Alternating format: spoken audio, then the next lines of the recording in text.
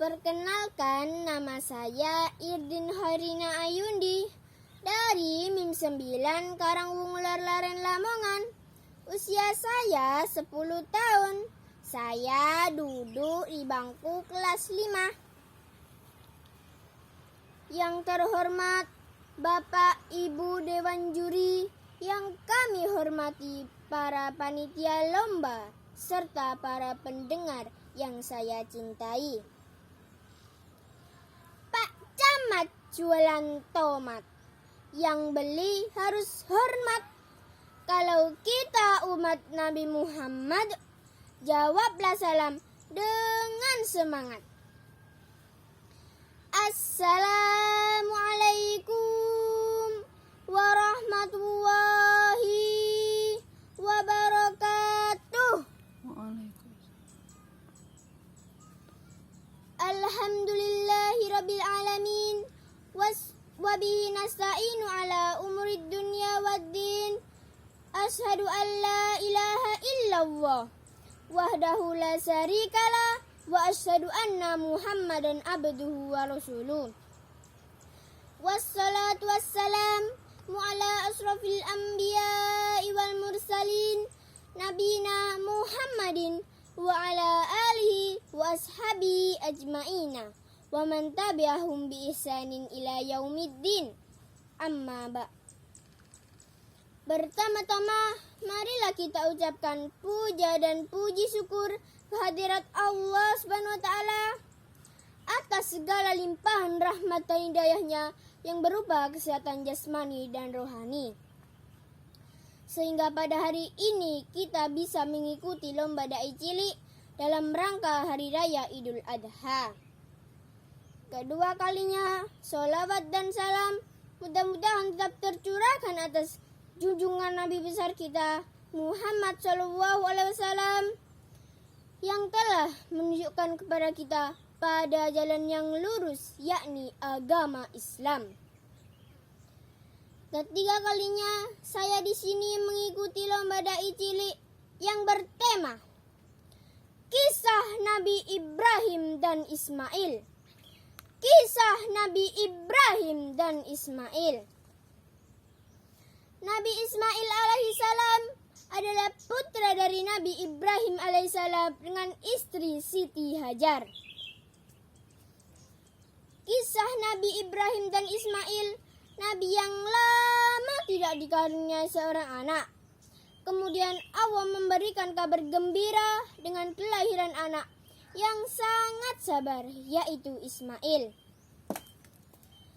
Firman Allah dalam surat As-Saffat ayat 101.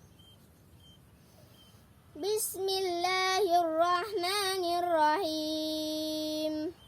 Fabasyarnahu bigulamin halim.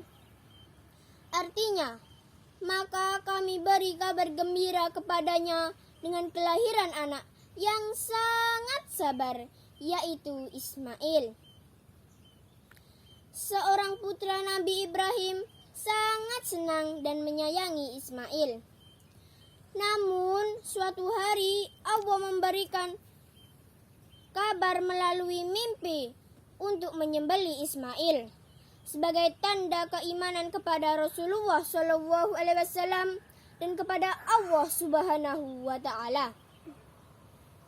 Hadirin hadirat rahimakumullah. Nabi Ibrahim pun bertanya kepada sang anak mengenai mimpinya tersebut. Ismail setuju dengan perintah Allah untuk disembelih ayahnya. Firman Allah dalam surat As-Saffat ayat 102. Bismillahirrahmanirrahim. Falamma balagha ma'ahu sya'ya qala ya bunayya inni ara fil manami anni atbahuka fanzurna mada tara.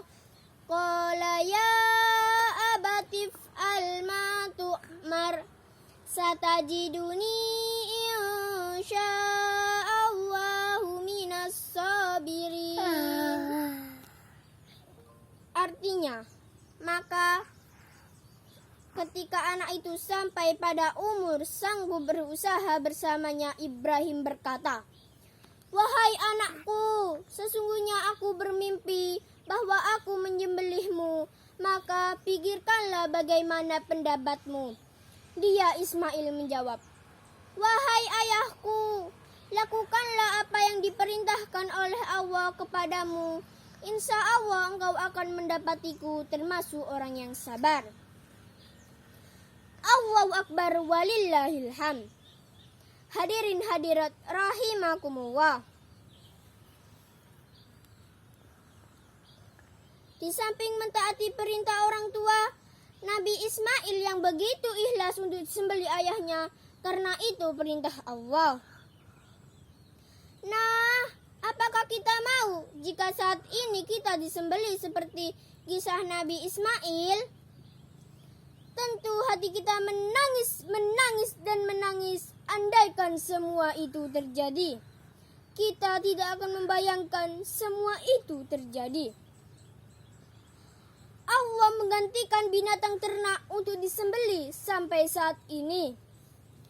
Nabi Muhammad SAW juga bersabda, "Tidakkah seorang anak Adam melakukan pekerjaan yang paling dicintai oleh Allah pada hari nahar kecuali mengalirkan darah dengan menyembelih hewan kurban?"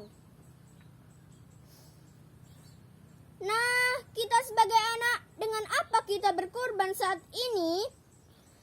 Tugas kita hanya belajar yang rajin serta menjadi anak yang soleh dan soleha. Bapak-bapak, ibu-ibu, teman-teman kaum muslimin semua, alangkah bahagianya jika saat ini kita bisa berkurban. Meskipun dalam kondisi pandemi COVID-19 yang begitu krisis ekonomi di sana sini.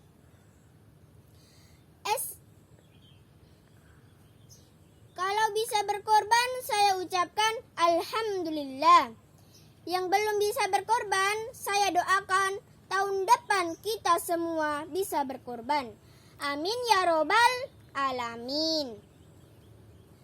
Esensi hari raya kurban adalah ketakwaan kita kepada Allah dan berbagi antar sesama. Allahu Akbar walillahil hamd. Hadirin hadirat rahimakumullah. Karena berkurban suatu tindakan anak Adam yang paling dicintai oleh Allah pada hari nahar kecuali mengalirkan darah, yaitu menyembelih hewan kurban.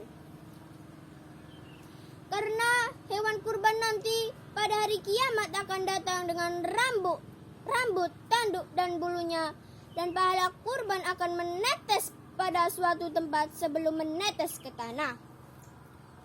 Maka sisihkanlah harta kita untuk ibadah kurban. Semoga kita bisa mengambil hikmah dari contoh kisah Nabi Ibrahim dan Ismail, dan kita dimudahkan untuk berkorban dan menjalankan perintah Allah berbagi dengan sesama. Itulah yang bisa saya sampaikan.